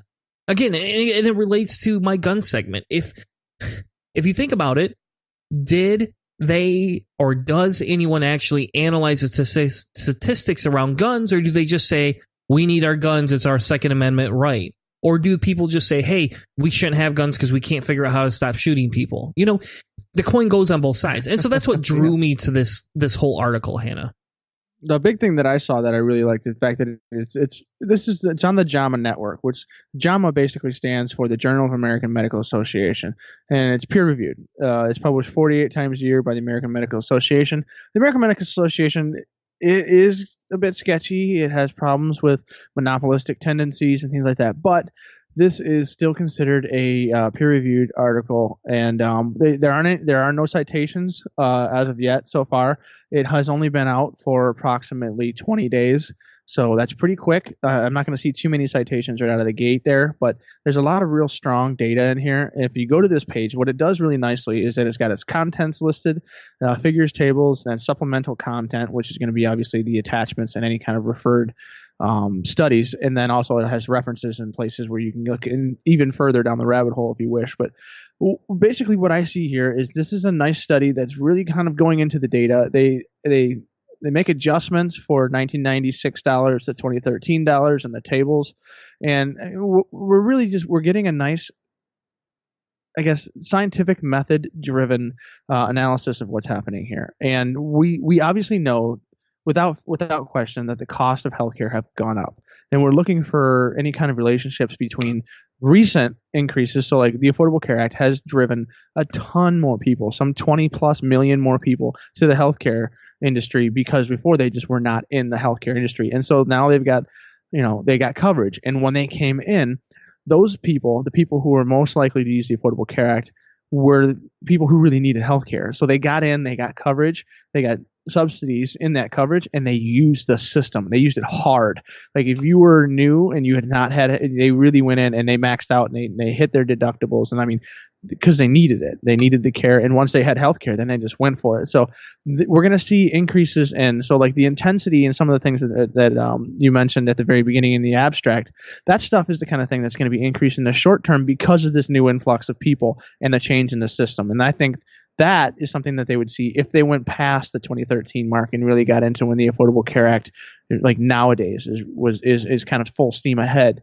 But up until that point in 2013, I mean, I really do think that they found some links as far as what's driving what, and it's not purely governmental changes. It's it's the market itself. And to me, you and I basically have the same kind of idea that economic factors are probably a little bit more prevalent to drivers and things along the lines of greed and the coalescence of major corporations that are pharmaceutical and everything. So if only two companies own all of the pills and they just all kind of decided to just hike up the prices, like our good friend Martin Shkreli, all those kinds of those types of things. We see those kinds of greedy things happening, so we kind of assume that those are the things that are driving up the market. But this has got the numbers in here, so I'm interested is basically what kinds of things we'd be able to find in here. The math and the statistics are pretty intense, but in that the other article that we had linked in here, the health data, that pretty much breaks it down a little bit more towards layman's terms, which is going to be a good place for anybody that's not familiar with a lot of this healthcare stuff. go there and read that one first. And that's gonna kind of give you a crash course into what's going on, the different factors that are contributing to these rise in healthcare. And then if you want to see data and tables, they also have a link to that there. But basically, the study covers healthcare spending for individuals, and it includes the spending on inpatient care, outpatient care, nursing facilities, emergency departments, dental care, and prescribed pharmaceuticals. So like those are the the things that we all deal with. But I would contend that those things and all that kind of usage has gone up because the Affordable Care Act drew a bunch of people in. But whether or not the price or inflation is what's driving it is pretty much what I'm still not sure. Did you really make any conclusions that you thought were, kind of either supported, or are you still in the same boat? You have suspicions, but we I guess really didn't find anything that locked you in? No, I feel we've gone farther. How about that? I feel that there's a lot more concrete evidence that demonstrates different things. I think the answers are just more complex than people care.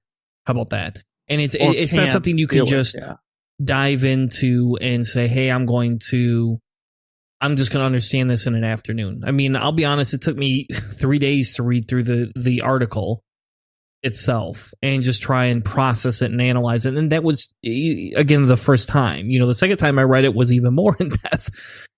So let's kind of go over a little bit of what they collected. So they collected data from those 5 factors that you mentioned. Yeah. They collected 155 different health conditions, 36 different age and sex groups, 6 different types of care from the Global Burden of Disease Study and the Institute for Health Metrics and Evaluation. And then what they did is they decompositioned the analysis and performed different estimations. I haven't even been drinking. I can't say that word. Estimations on the associations between these different key factors. So, what really led me, like I said earlier, was the big claim that everybody says Obamacare has increased my healthcare so much. That was really honestly the first thing. But I also found it interesting to see, are we going to be keeping pace with inflation or not? Right now, this is what they say. This is in the beginning before they actually get into the findings of their research. They said, even with adjusting for inflation, the annualized growth rate in the U.S. healthcare spending, in the healthcare system, spending was between 95 and 2015 was 4.0%. The growth is in excess of that rate of the total U.S. economy by 2.4% of the same period. So now that might not seem like a lot. I mean, in fairness, what 2.4% of $100 really is only $2.40, right? I mean, you kind of look at the per capita and the ratio, and yeah, it's a lot of money, but it's not. But if it's on $1 trillion. But yes, when you base that on $1 trillion and is spreading it out over everybody, that's 120 billion.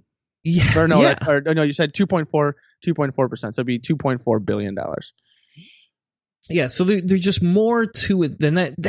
But that's a huge, a huge chunk of stuff right here is going to be that. Yeah, it's the increase in the GDP and everything. And so one of the things that I was thinking is that if you take away the Affordable Care Act and the mandate and everything, and the restrictions on pre-existing conditions, the way it used to be before healthcare had been changed by the Affordable Care Act, the insurance companies just say, no, you're too sick. I'm not going to deal with you. I'm not going to pay for you. And then what happened? They had to go to the emergency room, and they would either be forever burdened by the cost of that emergency room care, or it would just never get paid, and that was something that the government would have to absorb. Taking that, and so all those people now either have to pay a penalty or they have to get health care. There's going to be more healthcare usage happening there because preventative care and all those kinds of things. But the other thing is that what's happening right now with our society, we're still increasing overall in our the population. It's still a positive increase, and then on top of that, the biggest generation of Americans in American history are retiring. They're all older and they're all using their healthcare plans, and so like this point in time is the point in time when more people in the United States have needed healthcare than at any point in American history. Of course, the number of people using healthcare and the amount of GDP that's going into healthcare is increasing. It's the largest group of people who are basically high risk for healthcare problems. are now entering into their Medicare phase. The Medicaid for the Medicaid, underpaid, silver hair, Medicare. So like that Medicare section is going to be getting hit really hard really soon from the boomers who are going to start using it. And so like all of these factors are things that are increasing, the strain on the system. And what we're not seeing is there's more people using the system. There's more of this out there. Usually you see that prices would go down if there's more of these types of things, but we're seeing an increase in demand and then an increase in price respectively. So someone's making a ton of money on this, and it doesn't seem like it's because the Affordable Care Act is strangling the insurance companies by any means. No, and they talk about, one of the big factors here is, people getting older led to 12% increase in spending and an increase in prices and service intensity is what they call that.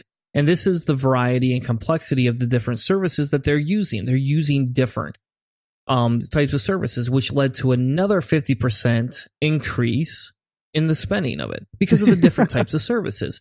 And so that's a big factor. They also talk about, how the healthcare spending on outpatient care increased 85%, largely due to increased use of services.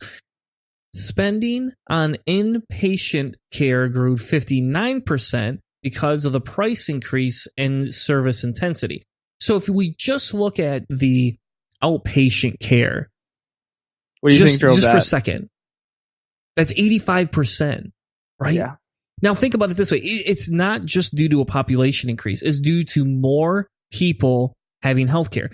So what does capitalism teach us typically? The more resources that we have that we can spend and the more people paying into it, the prices should go down. But yet we saw them go up 85%.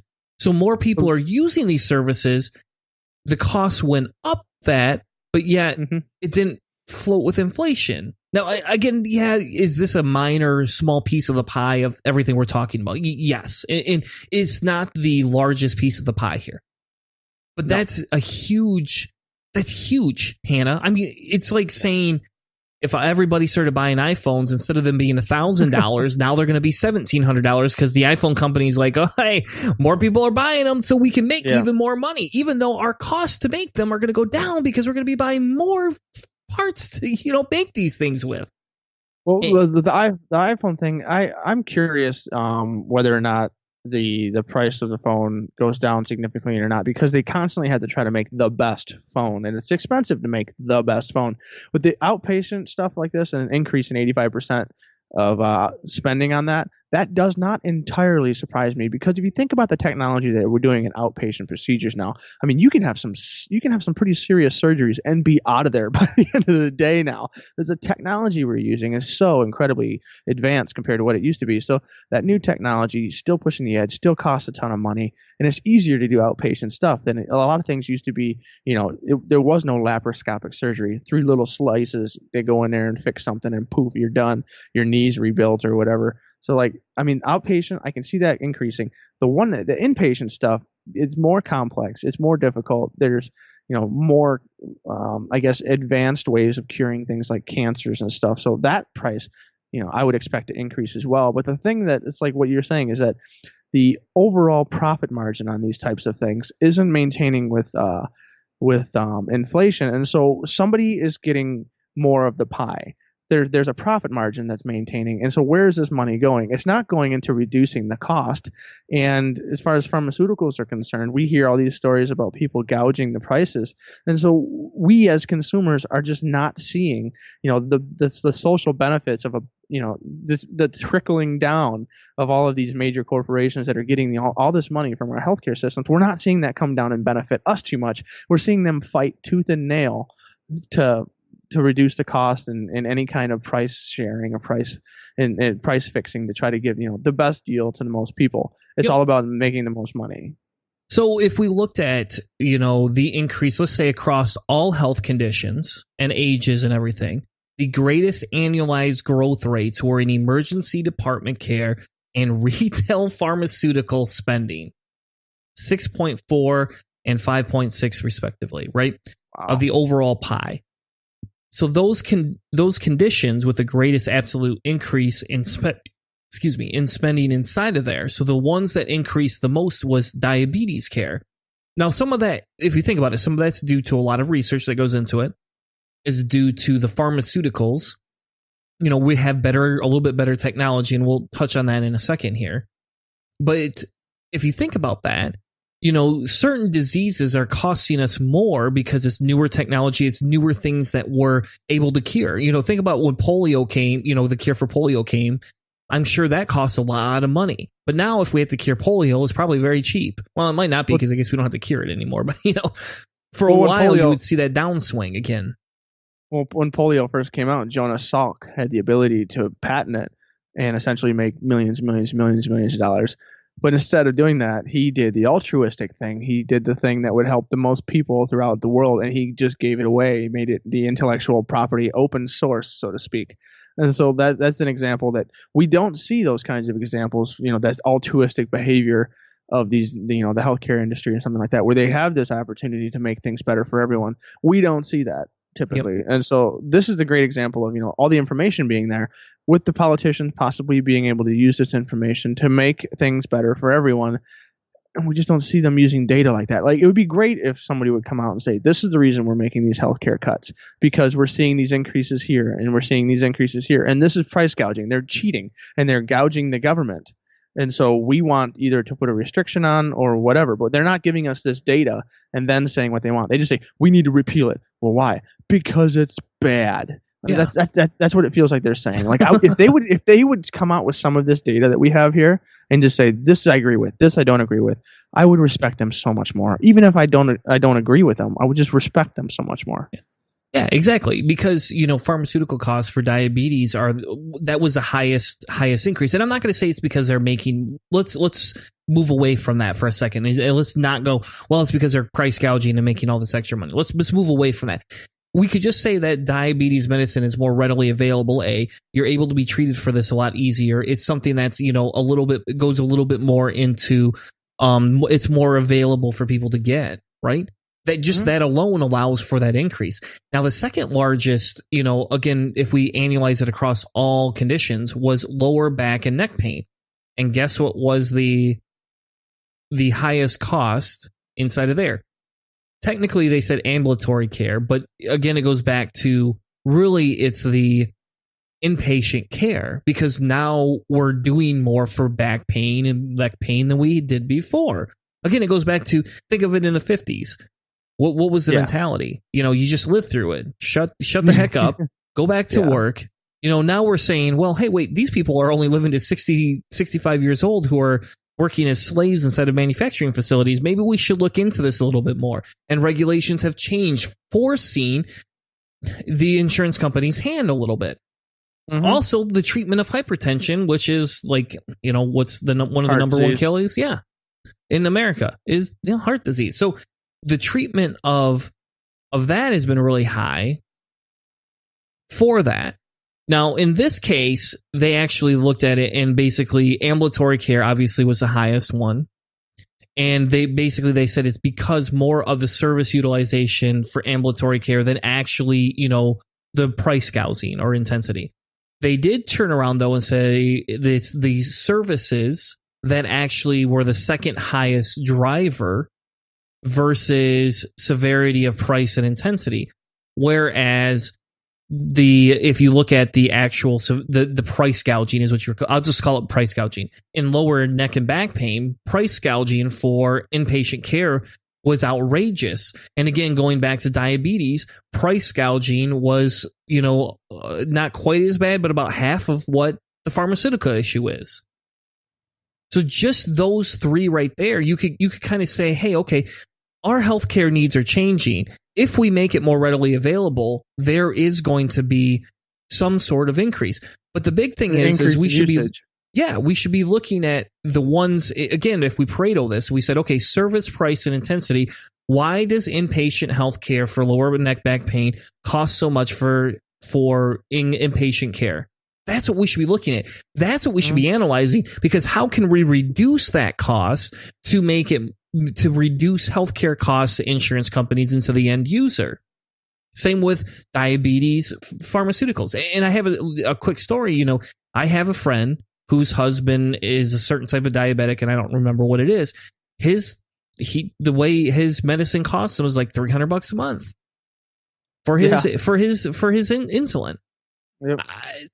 Again, some of that right here, when I have to sit down with them, I can be like, hey, by the way, it wasn't Obama. I can be like, just so you know, they're somewhat price gouging you. Again, not as much as inpatient back care, but there's still a price gouge inside of there.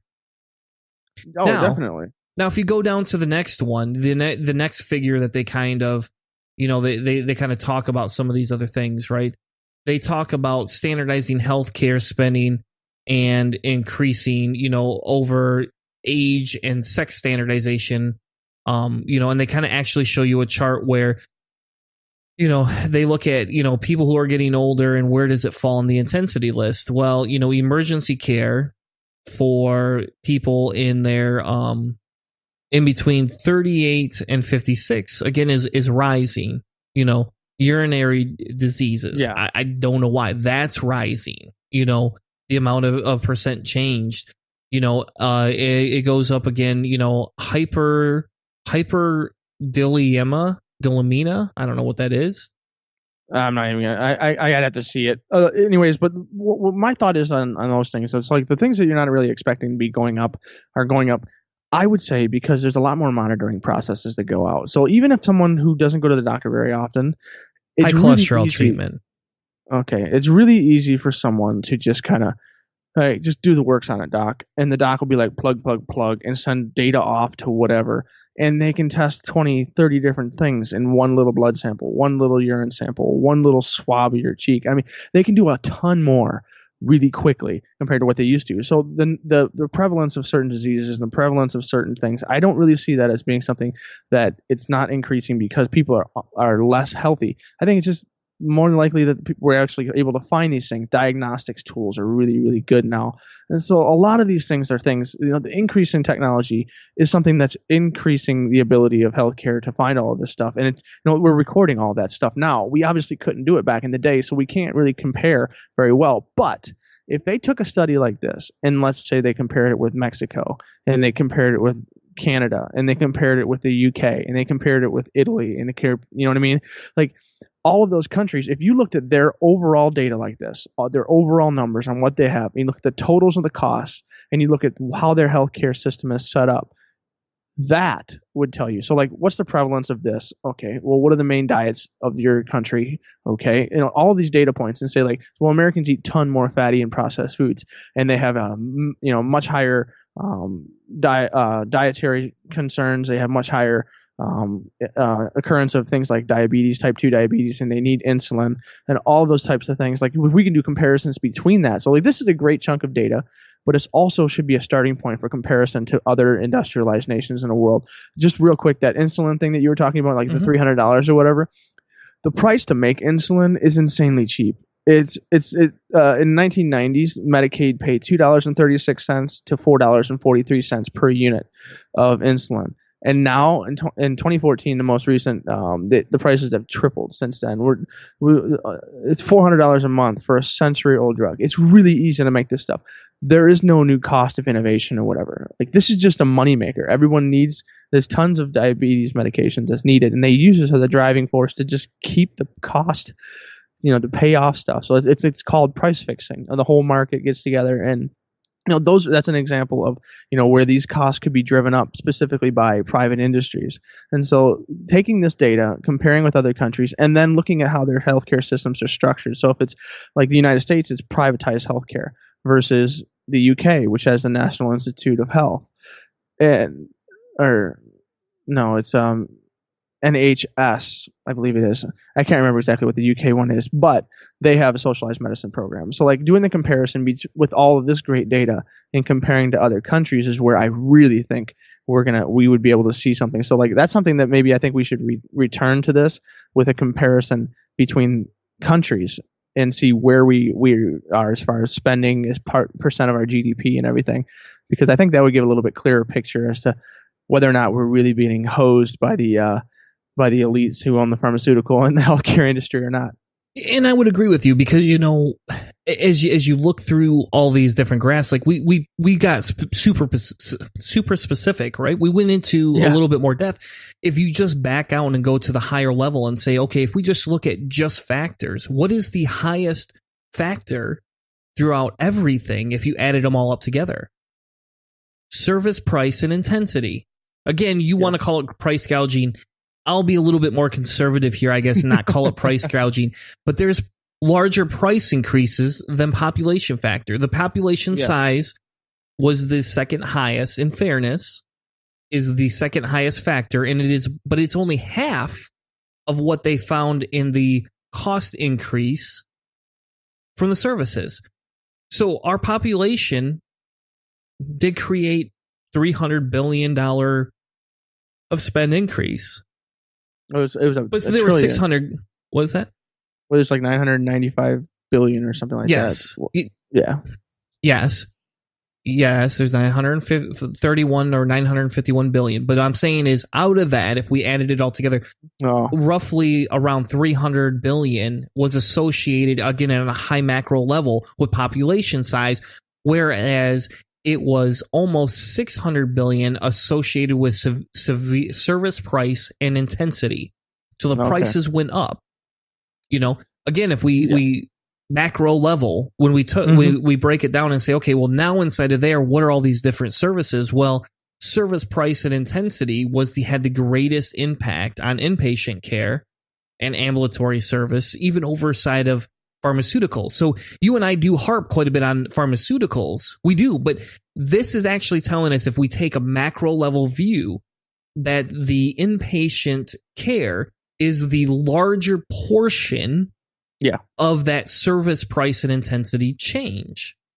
And then I would love to see the comparison between that service price and intensity in other countries that are. And I would agree with you. You could scale it. You could scale it to the number of people they have versus the number of people we have, and we could basically figure out the difference. And so it's like as a percentage of GDP or on a per capita basis or whatever, that would be pretty cool. But I mean, the other thing is, we always hear about this, is that what's the cost to have a gallbladder taken out or an appendix taken out in the United States? It's 3 times as much as X country or whatever. And so, like, people are always like, well, why? Because in most of the time, the innovation and everything is created in the United States, and everybody else in the rest of the world is licensing our technology. Why do we still pay more? It's like I was talking about earlier with the internet. Like, we created, we have .com. How come we don't have, the cheapest internet? How come we don't have the cheapest healthcare? And, it's got a weird blend of things with, when it comes to what our economy looks and is shaped like, the structure of our federal healthcare system and all that. All those things pile in, like who stands to benefit, privatizing and all that kind of stuff and all of this. So, like, there's tons and tons of factors that drive up these costs. I don't know if anybody would ever be able to prove that it's specifically any part of our socialized medical programming that we have. Exactly. And as we wrap, the show up and we go to close out, the problem I have here is, I agree with you, Hannah. Yeah, we should be analyzing us compared to other countries. I get it. I agree with you. My biggest deal is saying, how do we take care of our own house first? And so you're right. If every other major first world country took a $900 billion, increase, right, in expenditure over the last years like that, fine.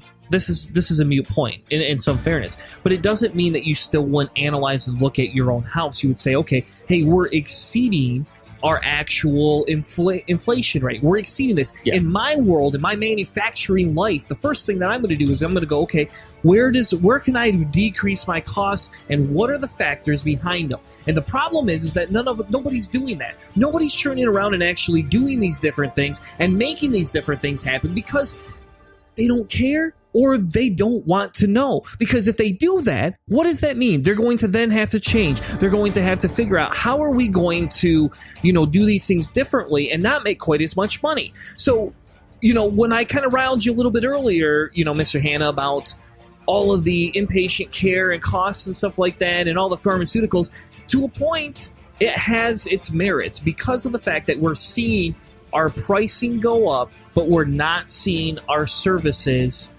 increase to the same level.